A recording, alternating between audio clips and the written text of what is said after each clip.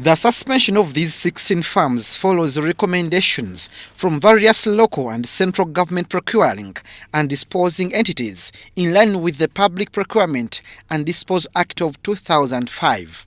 Currently, we guided the entities that they must do due diligence on documents submitted by bidders.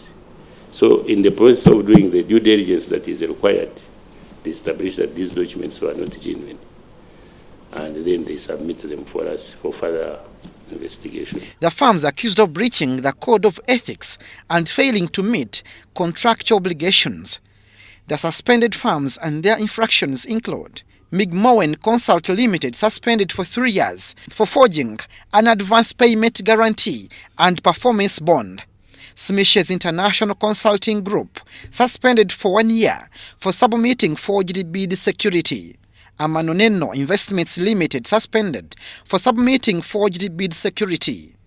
Agano General Enterprises, suspended for 1 year for submitting forged letters of bid acceptancy and certificates of completion. Magiwa Contractors Limited, suspended for 1 year for providing forged bid security. Ideal Merchant Property Holdings Limited, suspended for 1 year for submitting forged bid security. Zema Savings and Credit Company Limited, suspended for 1 year for using forged bid security. Roysana Engineers Limited, suspended for 1 year for forging bid security. Jadero Constructions Limited, suspended for 1 year for forging bid security.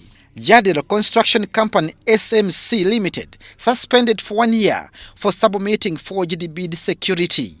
Akidas Technical Services Limited, banned for 2 years for submitting unauthentic bid securities. Visible Investments Limited, suspended for 4 years for submitting unauthentic NSSF certificates. Abba Technical Services Limited, suspended for 3 years for submitting unauthentic certificate of incorporation.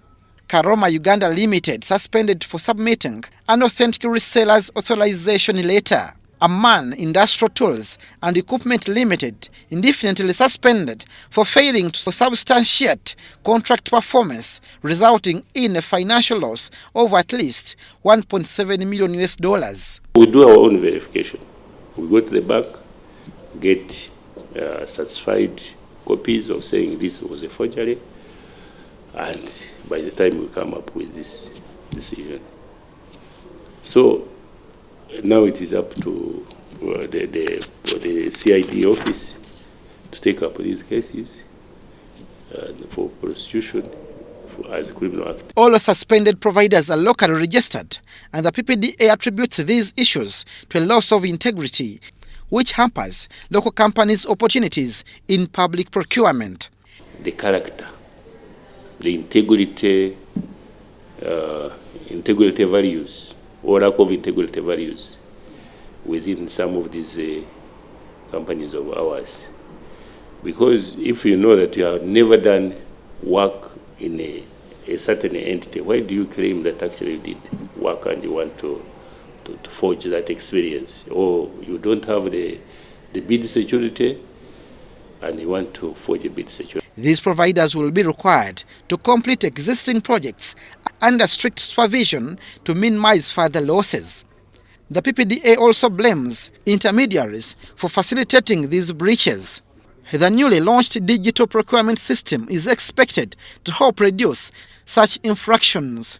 If there are existing contracts or existing obligations that they are executing with government agencies, they proceed and implement and complete those contractual obligations that they have currently.